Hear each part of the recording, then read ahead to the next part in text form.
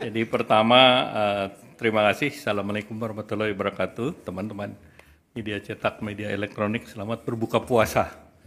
Nah, ini saya buka puasa, belum? Waduh, kita juga sama-sama sudah minum. Saya tadi Pak Ketua Dewan Ekonomi Nasional, Pak Luhut, menyampaikan laporan kepada Pak Presiden. Dan di sini ada Bu Mari, Pak Bu Menteri Keuangan, Pak Katib, seluruh dari DEN.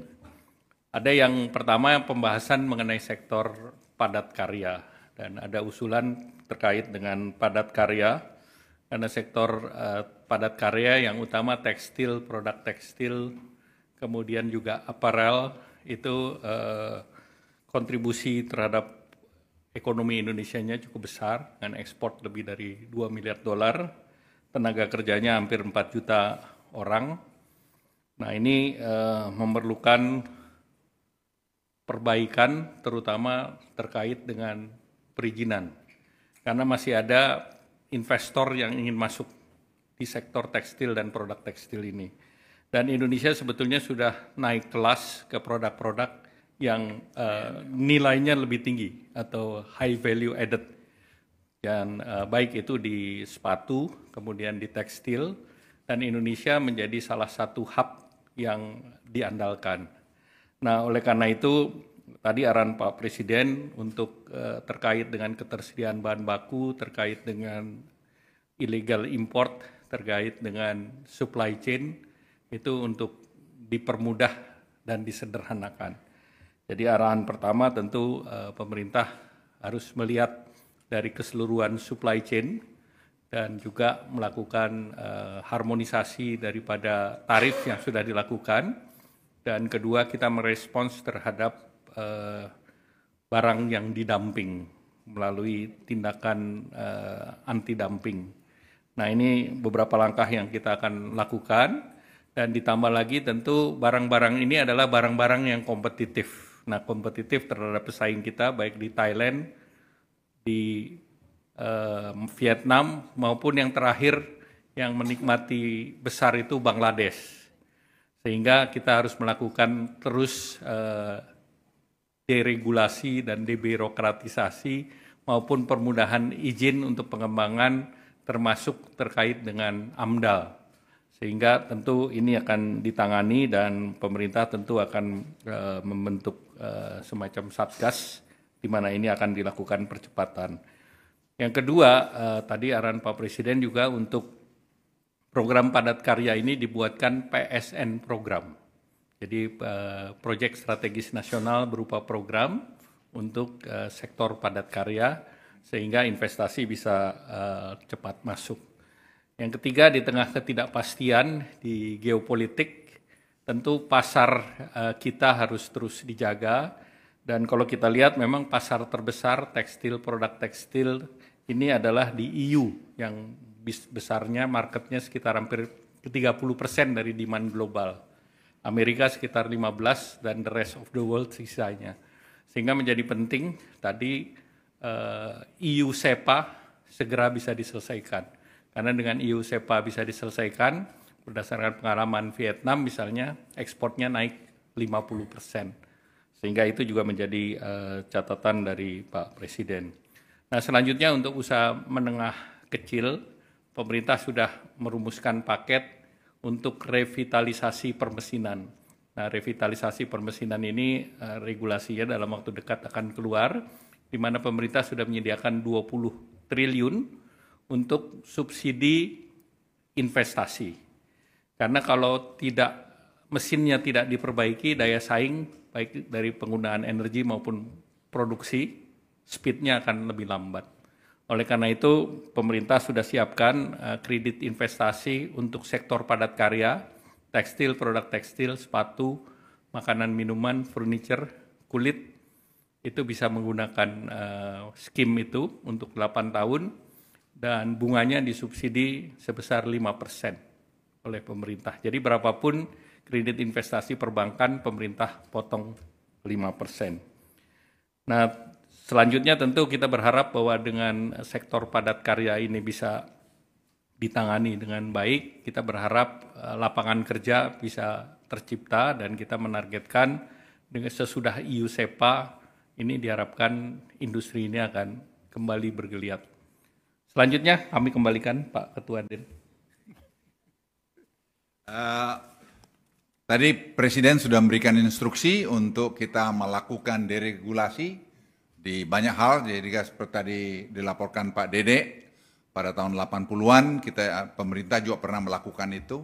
Itu bisa meningkatkan ekspor kita sampai 20%. Dan sekarang kita kerjakan dan sudah mulai tim dari tempat Pak Erlangga dan tempat Den itu bekerja sama untuk menyiapkan masalah deregulasi ini. Saya kira ini perintah yang jelas dan akan ditindaklanjutin minggu depan ini ratas untuk itu, sehingga dengan demikian bisa segera diumumkan langkah-langkah. Artinya tidak ada akan mengurangi rekomendasi-rekomendasi yang itu menjadi penghambat terhadap industri-industri yang mau masuk ke Indonesia. Seperti tadi misalnya TPT tadi, sepatu garment tadi, itu bisa menciptakan mungkin beberapa ratus ribu lapangan kerja dalam beberapa waktu ke depan, karena mereka tuh semua siap. Itu yang tadi bisa, terus apa lagi Dek? Udah. Mari. Digitalisasi tadi juga kita laporkan, Presiden 17 Agustus ingin meresmikan atau launching nanti program government teknologi ini yang akan nanti menyatukan semua apps yang ada di kementerian lembaga, sehingga dengan demikian akan terjadi dari masalah efisiensi dan juga pengurangan korupsi. Dan ini saya pikir Presiden tadi memerintahkan juga untuk segera dikerjakan untuk semua penduduk kita, keluarga itu dapat punya bank account. Karena memang Januari kita akan mulai ngetes mengenai GovTech ini dengan bantuan sosial langsung, sehingga target bisa dicapai. Dan ini saya kira kita sudah menghitung bisa berapa besar yang kita hemat, mungkin bisa hemat sampai 100 triliun, dan seterusnya nanti secara bertahap itu akan bisa dicapai. Angka-angkanya nanti saya kira bisa diberitahu kemudian. Tapi studi dan pekerjaan ini mengintegrasikan ini semua sudah dilakukan. Presiden tadi malah memberikan sebelum selesai akan menemui anak-anak muda Indonesia yang berjumlah 300 orang yang menyiapkan tadi government teknologi ini, dan juga ada 185 guru-guru gasing yang dari seluruh Indonesia untuk bertemu dengan Presiden, lagi diatur oleh Sekap. Waktunya kita mungkin melihat Sabtu atau Minggu atau Senin untuk Presiden memberikan arahan pada mereka atau apresiasi terhadap guru-guru ini. Saya kira itu, apa yang saya lupa lagi, Mar?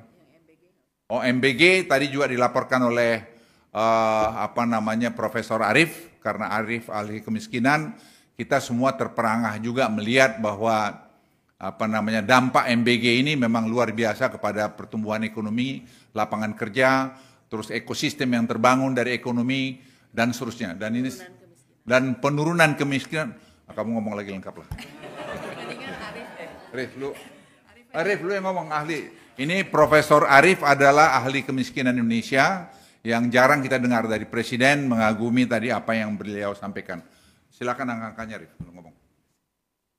Saya rasa kami dari DEN menyampaikan kajian tentang potensi dari dampak MBG ini terhadap penyerapan tenaga kerja, juga kemiskinan. Jadi intinya program ini sangat bagus sekali dalam konteks Projobs, jadi menciptakan lapangan pekerja baru itu sampai 1,9 juta.